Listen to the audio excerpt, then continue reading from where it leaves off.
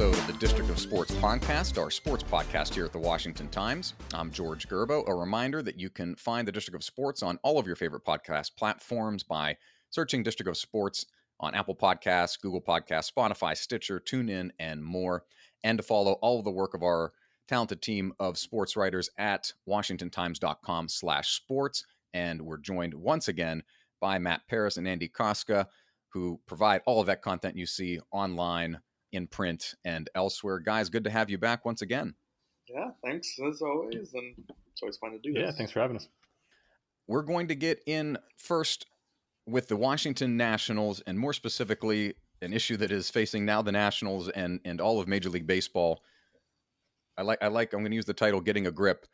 If you're a Nationals fan and you've been to the ballpark, you now can share in, and players can share in an experience with you as they are getting checked and frisked in the same manner that you might as you go through the gates at Nationals Park. It came to a head this week as baseball is instituting a crackdown on the use of foreign substances for pitchers to get a better grip on their baseball, and more specifically to provide more rotation on the ball. That's centered around the use of a product called Spider Tack, which is great if you need to move Atlas stones or Fingal fingers in a World's Strongest Man competition, or also if you're looking to increase the RPMs on a baseball. And Nationals pitcher Max Scherzer was kind of the focus of that this week, Andy, where he was checked 3 different times, and pitchers have been checked going off the mound now, and it's just kind of this very funny procedure where it looks like they're enjoying it as much as the average American that goes through TSA screening at an airport to get on an airplane. And Max Scherzer very specifically seemed like he was not enjoying it in his first 2 instances.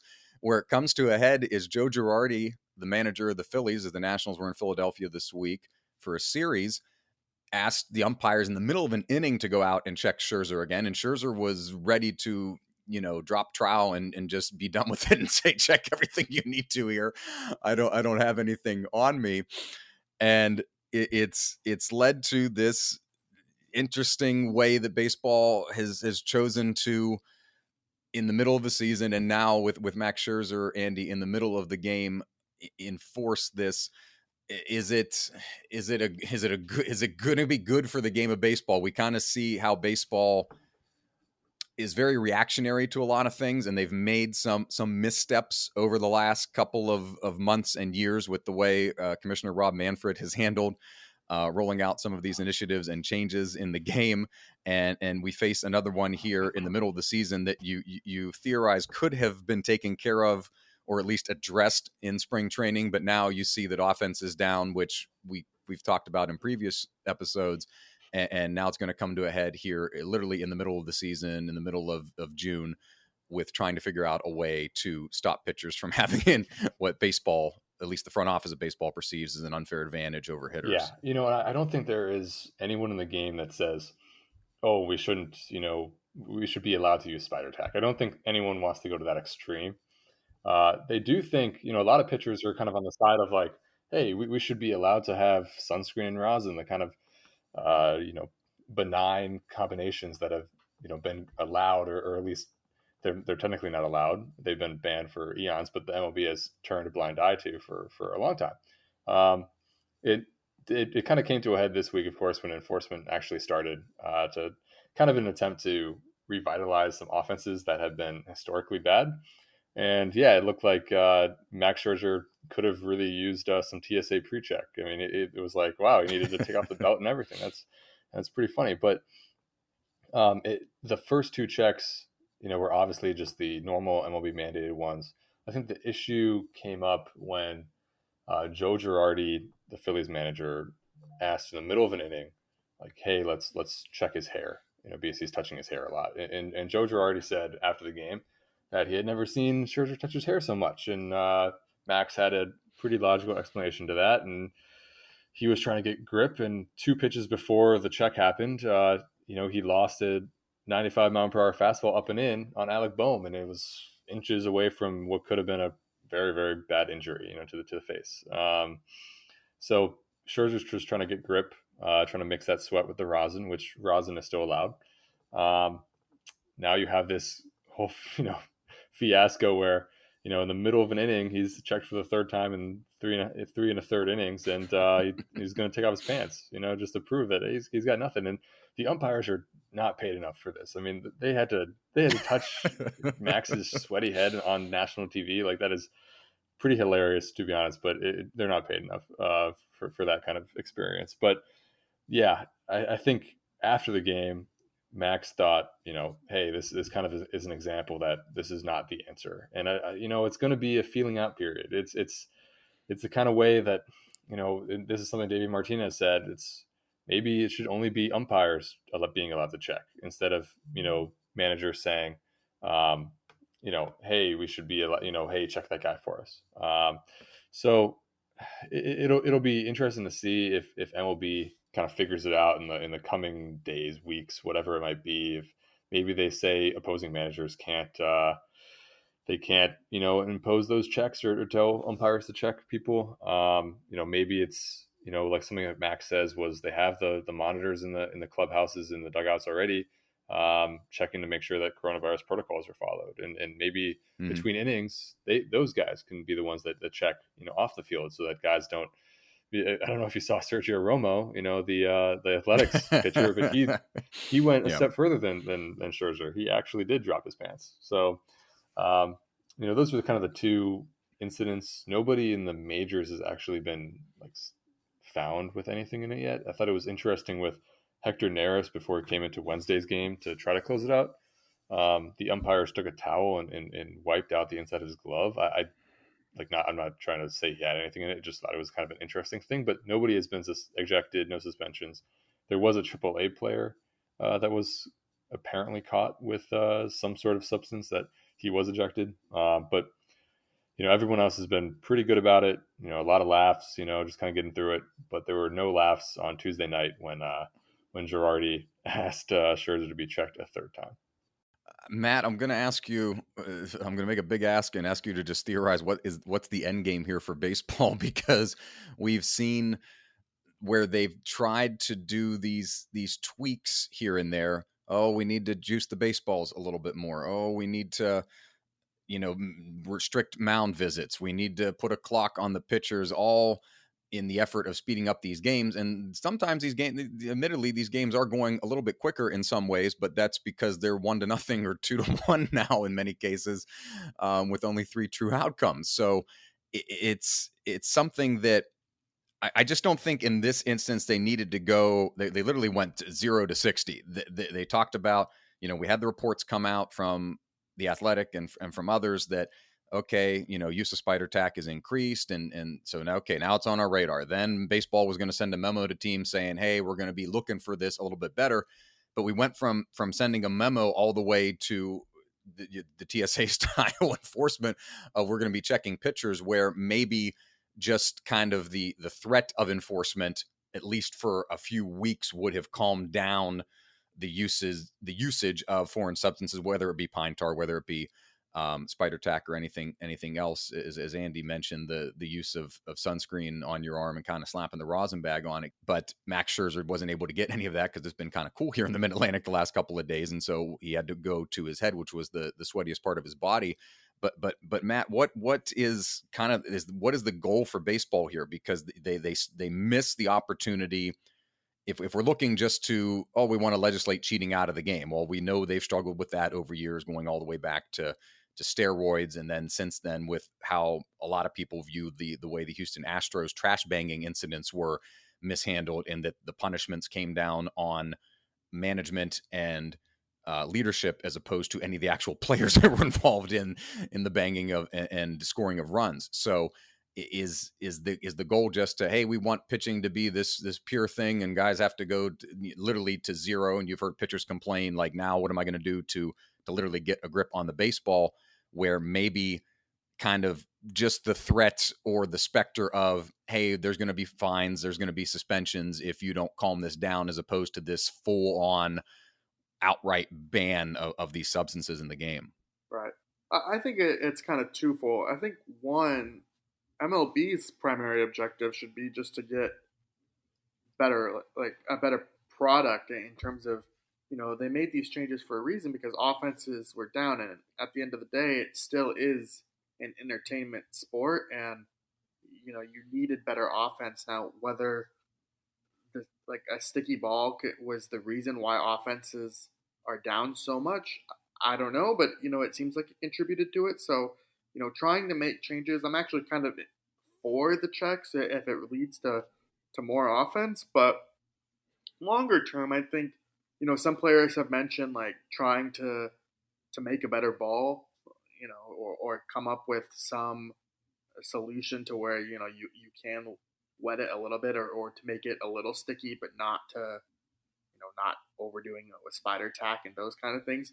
It just seems like it's going to take a lot of cooperation, and the players union and MLB, out of all the four sports, I think the four major sports, I think is probably the most volatile. So, I don't necessarily see an easy path for them, but I would say the makeup of the ball itself is maybe the ultimate end game here, and trying to produce something better with that.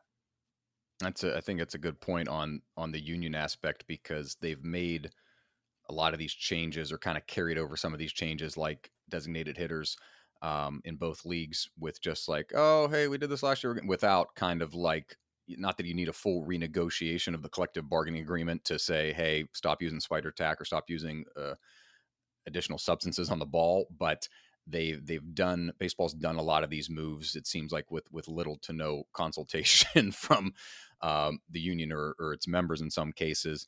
Andy, to get your last thought specifically on this, I have to mention Mike Rizzo in an appearance on 106.7 The Fan here in DC, called Joe Girardi a con artist, which then set off Phillies management and Dave Dombrowski, who said that was beyond the pale, and didn't take lightly to that. It feels like one more notch in this long-running, decade-plus Philadelphia Nationals tit for tat, back and forth, pretty much since the Nationals have entered the league, going all the way back to when Philadelphia fans routinely would outnumber Nationals fans in taking over Nationals Park in the early years of the stadium. And since the Nationals have gotten good and become a leading team in the National League, and winning the World Series, that's kind of calmed down a little bit. But this back and forth has always been there, and this kind of adds one more page in the book to it. Yeah, it does. Of course, that's kind of the money quote of that interview on 106.7 The Fan from Rizzo. He did, of course it was in my headline like everyone else's. I'm guilty of it, but he did tone it down and said, I think Rizzo mentioned that over time these kind of things will work themselves out. He mentioned how when the coronavirus testing first happened, it was kind of a mess. People didn't exactly know what the procedures were.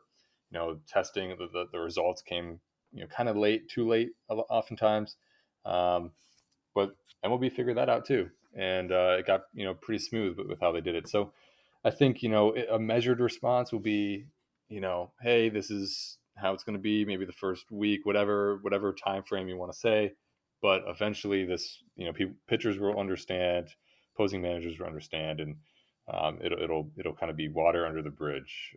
But that was kind of it was a funny comment, and that's something that Kershaw said as well. That technically pitchers, or excuse me, managers could kind of take advantage of that and say, Mm-hmm. oh, this guy's really he's on a great rhythm right now. Let's just interrupt him a little bit in the middle of an inning, whatever it might be. So one thing Kershaw said was, maybe maybe have a penalty. If a opposing manager challenges, well, they lose their challenge. If there was nothing, or whatever it might be, that to kind of make it so that they're not incentivized almost to break a pitcher's rhythm. It's something that will be fun to catch the next time these teams get together, which will be a month from now at the end of July, to see if there's a renewing of these issues in the back and forth, and to see how far this enforcement is going to go, and if anybody's actually going to be caught or suspended from it, which, as you mentioned, Andy, we haven't seen yet. As for the Nationals themselves, all of this comes amidst a tremendous push as they've climbed themselves. We talked about them being in the cellar a few weeks ago. They've now won 9 of their last 10 games. They have climbed methodically into second place in the National League East. That's still 4 games behind the Mets, who are gangbusters this season, but they're 5 games ahead of the Marlins, who still remain in last place in the division. And very specifically, not all on Kyle Schwarber, but as the NL Player of the Week, they've done a lot of it behind his bat, which has gone electric, and the bats of a few other Nationals as well. Yeah, it's kind of funny. I look back at like June 12th, the Nats were 8.5 games back in the division, and suddenly over the next 12 days, it's like, wow, they went on quite a run. 9 of their last 10. I think you mentioned Schwarber, obviously, like a huge part, and I'll get to him in a second. But I would be remiss to not point out that the pitching staff has been very solid. The past 13 games or whatever, they've allowed more than 2 runs on 2 occasions. And on one of those occasions, on Wednesday, when they allowed 12 runs and they were absolutely gassed, the offense came through, and the offense scored 13 runs. And it was, again, Schwarber with a 3-run bomb, and Josh Bell hit a grand slam, which was kind of his signature moment so far as a National. But yeah, Schwarber has been kind of at another level. Since Martinez moved him to the leadoff, he has had, like, I think 12 homers or something crazy like that. What is it? Yeah, I think 10 home runs as a leadoff hitter this year in that leadoff hole. And he's not the stereotypical leadoff hitter. He's not going to be stealing bases. He's, but it's just the fact that he's going to be seeing more fastballs, because you don't want to give him, you don't want to walk him kind of unnecessarily with Trey Turner and Juan Soto behind him. So pitchers are kind of going after him and saying, all right, let's get this first out. And then boom, he's a guy that really can jump on fastballs, and he's shown that he can hit fastballs that are way up high out of the zone as well. He's hit a couple monster shots that are look like balls that are near his eyes that he gets his hands up. And part of that, he was saying how, he has a very level swing so that he can actually get to those balls that are up high. And he does these tee exercises where he puts the tee, way up out of the strike zone and hits them. So he practices that. That's something that he actually does and is, obviously good at. But he has been kind of, as he's gone, the Nationals offense has followed, and it hasn't been perfect. It's, yesterday or Wednesday was obviously a phenomenal offensive performance, to climb out of a 5-run deficit first, and then come back after another 4-run deficit. I think there was another 3-run deficit in that. It was kind of just this game of coming back, and finally they sealed it. But overall, I mean, I think they've been averaging like 3.7 runs a game, so it's not like they are the world's best offense. But timely hitting right now is what's kind of guiding this team, and it's definitely been an interesting run of late, with this kind of combination of pitchers pitching really well, and then a select few hitters really showing out, with Schwarber kind of leading that group. And they'll have an opportunity to continue that role, as they have 4 games coming up against the aforementioned Marlins, who are in last place in the division. Schwarber, as NL Player of the Week, as Andy mentioned, 6 home runs in his last 4 games, 385 in that period with 11 RBI.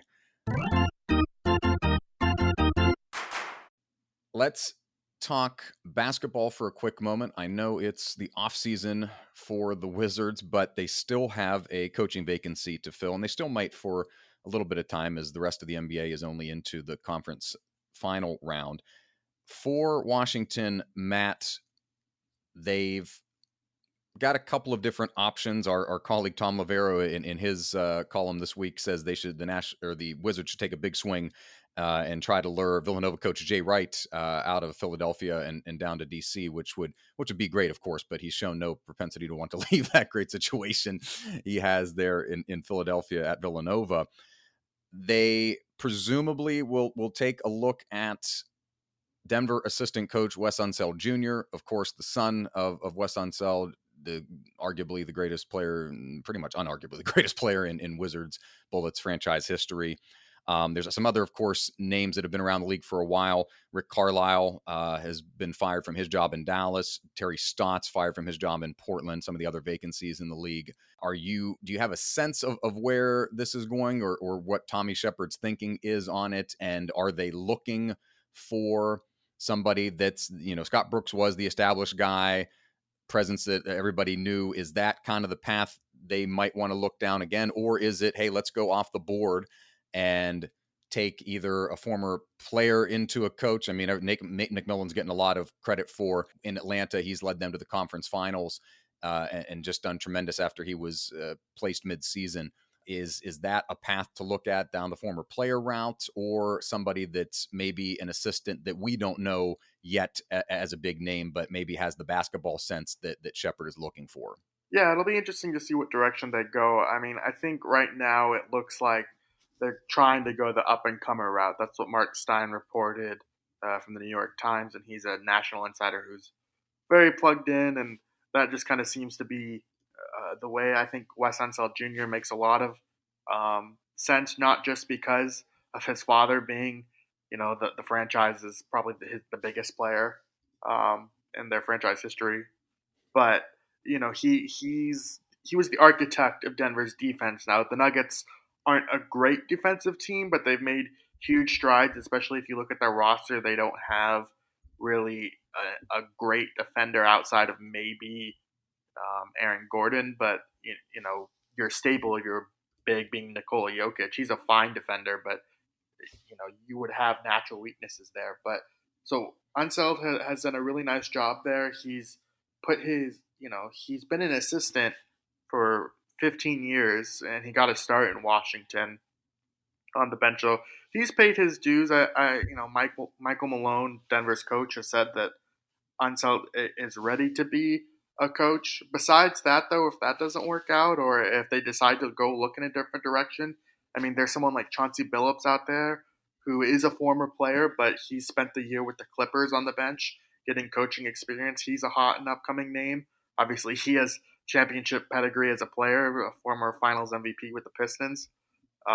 It seems like Portland probably wants to hire Billups, but it seems like there's a rift between their general manager and their owner whether to hire Billups or Spurs assistant Becky Hammon. And also, what's also interesting with the Wizards' coaching search is Tommy Shepard said it would be a very diverse hire, or diverse process. And when you hear the word diverse, you look at the landscape and you think of all the women candidates out there, and there are a lot. There are a lot of qualified female assistants around the leagues. Becky Hammon in San Antonio, Teresa Witherspoon in New Orleans. She coaches in college basketball, but Cara Lawson, the former Wizards color commentator, there's a lot of up-and-coming candidates, and it feels like it might just be a matter of time. Now, whether the Wizards want to be the first team to do that, we can talk about that, but it seems like that's I would bet more so the assistant route, but I wouldn't be surprised if they hire a woman to be their first head coach. I could certainly see them doing that. And you could almost like could see them build, even if the head coach in this instance for Washington isn't going to be a woman. I could see them adding somebody.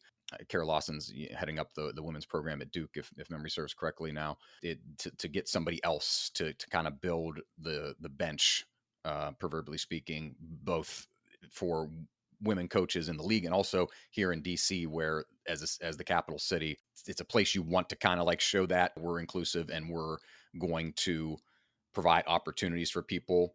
As DC, it's probably more important to some people here than it is in other NBA cities.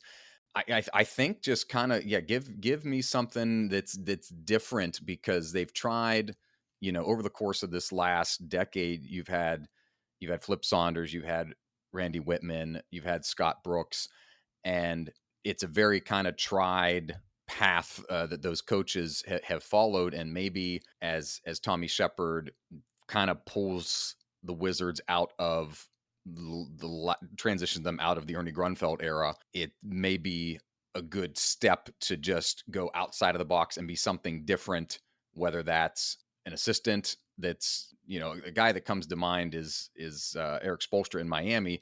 Now, Miami is a completely different thought because of the way Pat Riley and Mickey Arison run that franchise and the Heat culture they talk so much about down there. But Eric Spoelstra was a video assistant with the team, and kind of gradually made his way up through the ranks there. And I think there are probably people in different NBA organizations, Matt, who may be able to make that transition in the same way that Spoelstra did in Miami. Obviously no small feat to do it. And he had, of course, LeBron James and Dwayne Wade and Chris Bosh down there to help transition them into a championship organization. But to be able to find kind of the diamond in the rough on the coaching side. We talk about it a lot on the player side, but maybe it's time for the Wizards and other teams, other franchises to take a chance on somebody who's maybe proven the technical stuff and knows the game of basketball, but maybe hasn't had the opportunity to actually put their name toward it. Yeah, that makes sense. I mean, you look at the other retreads that are out there, like as we were talking, actually, Indiana hired Rick Carlisle, so he's off the board. Oh, wow. Okay. Breaking news. I appreciate that. Yeah. But, you look at Terry Stotts. That opening's off the board now. Yeah. So Portland, New Orleans, Dallas, Orlando, and Washington are your current NBA franchises with coaching openings. And so, you look at kind of the retreads that are out there. Steve Clifford, Terry Stotts, like they had their, if you hire Clifford, defense. If you hire Terry Stotts, offense. Like they're interesting coaches. They have pedigree, but I do think it makes sense for the Wizards to kind of look at an up-and-comer, because I think an important thing to remember, too, is the Wizards, like let's say the Wizards give their new coach a 5-year contract. By year 3 of that deal, the makeup of the team could look significantly different depending on how, Beal or Westbrook shake out, and whether, what direction. Like if Tommy Shepard needs to pivot, he needs to have a coach that's okay with that, just in case of, you can never really anticipate, or you can just see Beal maybe leaving one day, or Westbrook. Like that's certainly a possibility. And so, you have these young pieces in place with Rui Hachimura, Denny Avdia, Daniel Gafford. Like you have some young talent if the veterans go away, but you also kind of need that basketball mind while Beal and Westbrook are still here to get the most out of them. So it's going to be a difficult task for the next coach. It'll be a balancing act, but I think that's kind of why it makes sense to hire someone who can do a bit of both. You get, at least my thought is, you get a little bit of, if you went with somebody, giving somebody their first head coaching opportunity in the NBA, you get a little bit more slack here than you would in other places. Like you're not going to get as much slack in Portland, which has been a perennial playoff team and has an incredibly talented roster led by Damian Lillard. You're not going to get as much slack in New Orleans, which has Zion Williamson and needs to maximize his value before he can test the free agent waters. You're not going to get slack in Dallas, where Mark Cuban is your owner, and you've got Luka Doncic and Kristaps Porzingis on that roster. So even though the Wizards have Beal and Westbrook, who are two, all NBA All-Star players, this city might be a place where somebody is not going to face the same external pressures, whether it be from fans or the media or just going about their business and getting acclimated here. I remember when Scott Brooks took the job initially, he made a point. He lived in DC. He was walking to at the time, the Verizon Center to start his day and everything, just kind of going unnoticed. And maybe that's something that if you're a new coach in this league, or a coach that's getting their first opportunity to coach in the NBA, this might be a place where you can kind of have an incubation period where you don't have to get it all right immediately off the jump. And it gives yourself some time to work into the job. So that maybe is a positive for Tommy Shepard if he's looking to make that type of move for Washington. Let's finish with the biggest news in sports this week, which came from the NFL, as Las Vegas Raiders defensive end Carl Nassib publicly came out as gay. The first active NFL player to make that decision to come out. And as your piece this week put it, Matt, it was a decision that was years in the making, and the path had been kind of not heavily paved, but lightly paved by guys like Michael Sam, who came out just before going in the NFL draft to St. Louis. He didn't play in the NFL, but there was a lot of debate and everything else just surrounding that decision. And Jason Collins, who came out before in 2013 as the first player in male professional sports in the NBA specifically to come out. And now here we are 7 years later, and it feels very refreshing in a way that it just literally, we did not have the hand wringing this week of how, oh my God, what are we going to, he has the support of the commissioner. He has the support of the president of the United States. He has the support of his teammates. His jersey is the best-selling one on Fanatics this week, and just simply it makes no impact on how he's going to play on the football field. And it just feels like culturally, from where we've remembering the Michael Sam experience and how just kind of ridiculous at points and times that was, as he came out before the NFL draft as the SEC Defensive Player of the Year and everything, and he didn't get a crack to play in regular season action. This just almost feels just very refreshing on how, like, just a head nod. Okay, great. And we have not yet had, and hopefully don't have, this kind of back and forth over whether it's acceptable or not. It's perfectly acceptable. And he's got the support of literally everybody in the NFL and most of American society in making his announcement this week. Right. Yeah. I mean, it goes to kind of like, I talked to Wade Davis, who is a former NFL player, but also a former consultant to the NFL on kind of gay rights. And he was telling me that it's just more of a visibility aspect, that, we're so used to seeing gay people in culture, but also just like people that like he said you would have to be in a bubble to not know someone gay. And, I think that's a pretty fair observation. And, it just makes it so that, okay, yeah, he is like you're more comfortable, or people are just more used to the idea of people being gay. So it is a huge watershed moment for the NFL, given that they haven't had an active player before. But, Carl Nassib, he's been in the NFL. This will be his 6th year going in. He's under contract. So, he's not a guy that, with Michael Sam, it was, where is he going to get drafted? Where is he going to go? Is this going to be a distraction? Like, Carl Nassib is used to the way the NFL works. He's just kind of been there, done that. And, he's received a lot of support. And so I think it's important for him. But at the same time, he said that he wants to get to a point where these types of videos and that sort of stuff, like, isn't a big deal, or it doesn't matter. But at the same time, like, representation is important to him. And so, I applaud him for doing so. But, I think it's gotten to the point that, it is very significant that he's there. But at the same time, like you said, George, that, we can just recognize him as a football player who is gay rather than the gay football player.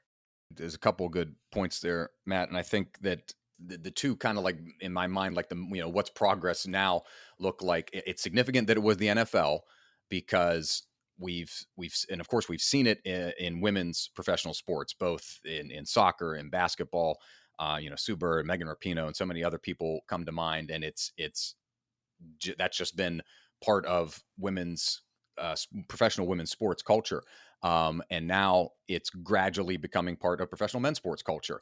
And so my mind thinks, for it to be an NFL player, which, if we're putting an antiquated, term of what's more, masculinity, like, the NFL is the top of those leagues in the public consciousness in terms of that. Not that that matters, but for him to be an NFL player specifically, and for him, kind of, as you say, Matt, to have the security of, he's been in the league, he was with the Browns, I remember him on Hard Knocks talking about compound interest to his fellow players in training camp, been with the Buccaneers as well.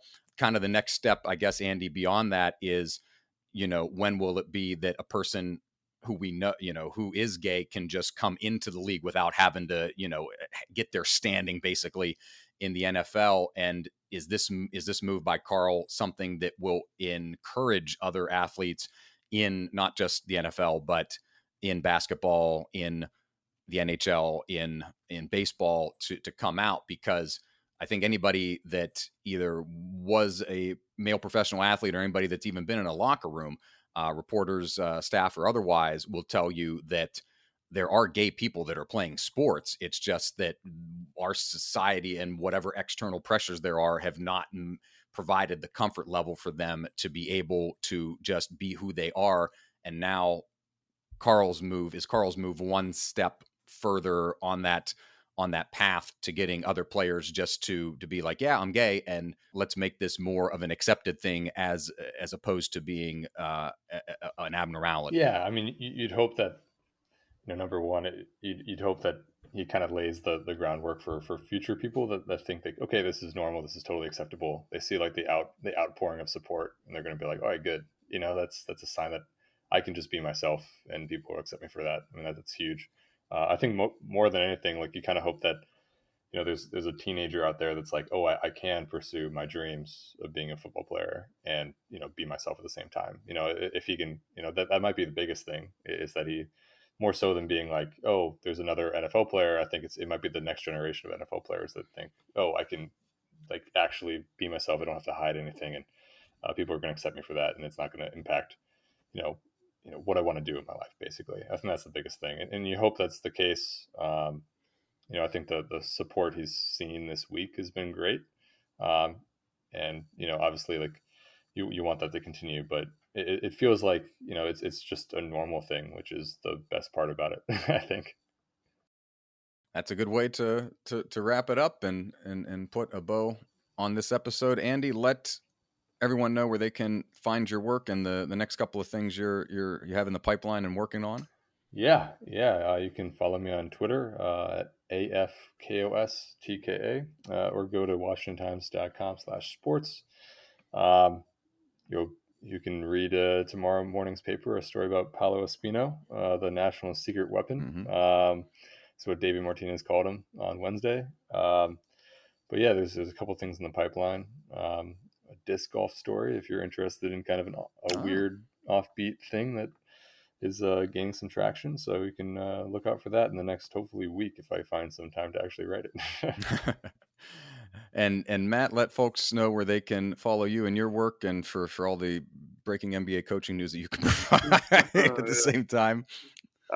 You can find me at Matthew_Paris on Twitter, and you can follow Woj and Shams and all that other stuff for that NBA breaking news. But I'll retweet it, so you can find me too. So. And a reminder to follow those guys via our sports Twitter page as well, at Wash Times Sports, and to visit WashingtonTimes.com/sports to find all of their great work and the work of our entire sports team. For Matt, for Andy, I'm George. Thanks, and we'll see you next time.